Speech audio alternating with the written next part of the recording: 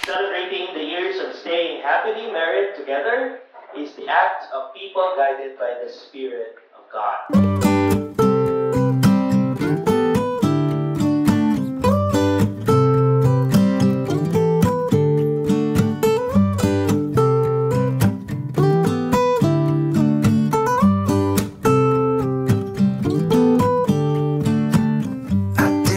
Kasal mi sa una, double wedding.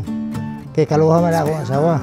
Gikan sa among pagkaminyo sa May 21, 1975 hangtod karon, giagi mi og daghang mga obstacles, mga problema labi na sa kalisod. Nagpasalamat ko sa Ginoo nga nakaya nako ni tanan ang among relasyon nga na smooth na human sa nagbait na pud siya. Nag-promise nga he will not do it again. Kay kuan man nga man si pasaylo sa ako kay nakahimo siya og butang nga nakapasakit sa akong kasing-kasing. Ang akong na eksperyensya, kinahanglan gyud magpataliwala ang gugma sa pamilya. Inubanan sa Dios. Aron dunay hapsay nga og kalinaw sa pamuyo. Kung mensahe sa imo Jonathan nga padayon ka nga di mag-alagad sa simbahan kay mao man nakaroon ng iyang kuan nga sa natigulang nami kani adto more on lakaw-lakaw laag pero karon nga nagkaedad nami focus na gyud kay siya sa simbahan hinaot pa unta nga padayon ang imong pagpangalagad uban pod sa imong ang ako pong pangandoy gyud unta nga maundang nimo ang sigarilyo. Ug salamat na lang po nga, dili nagyud kay siya mo inom. Sa una, sa Batanon ba ko, kay palahubog ko sa una. Pero karon medyo arang-arang na lang. Di na kayo minom, kay siguro lang naman. For the years that this love was shared between Jonathan and Lordisita, we gathered to journey on with Jonathan and Lordisita and their children, Jonathan Jr., Jelona, Jeshina, and Johanna, as they embark on a new phase of their life together as family. And more people have been connected with and have become part of them.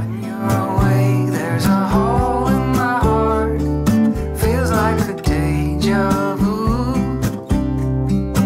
I know for sure you are my missing part. I know that you'll be you. Ministering in God's name, now we ask you, Jonathan and Lordisita, to reaffirm your vow. Today, at the beginning of our 50 years as husband and wife, in the presence of God and our family and friends, I reaffirm my vow to you. I come here today to make a fresh start to reaffirm our vows of love, honor, and fidelity, and to reaffirm my love for you. Throughout all their lives together, God of love, to establish marriage for the welfare and happiness of humankind. The plan was yours. Give me now, case you're right. You're the rose in a garden, and it shows if I'm honest. You're the leaves in mid-August, and I've come out here to say that I love you. Ooh, ooh,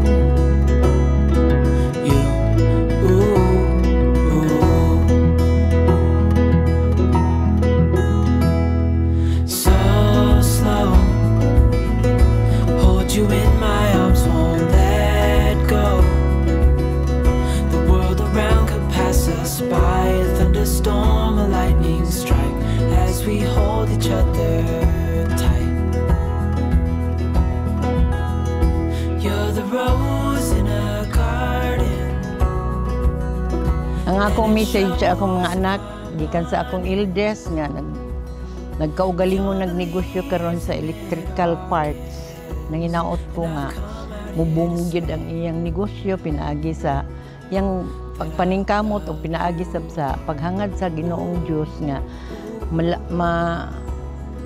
mapanalanginan pa siya more and more sa iyang pangita karon. Sa uban akong mga anak ato sa Poland, guol biya pud mi nga wala makaapil karon tong among ikaduha nga anak, pero ang among ikatulo nga mo'y naningkamot pud nga mahimo kani nga selebrasyon namo uban sa eldest pod. Silang tulog yun naningkamot nga ma-realize ni siya nga selebrasyon namo sa golden wedding anniversary.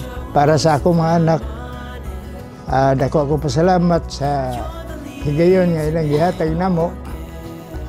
O ang akong anak nga to sa Pulan, salamat sa nga taliwala nga wala ka imong presensya wala din pero sa kanunay ang among kalipay ug pasalamat naagyapon diya kaninyo mga anak. Mr. and Mrs.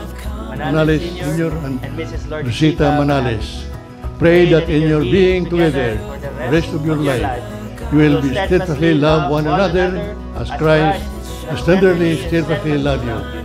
Remember that those whom God has joined together, let no one ever separate. separate. Come out here.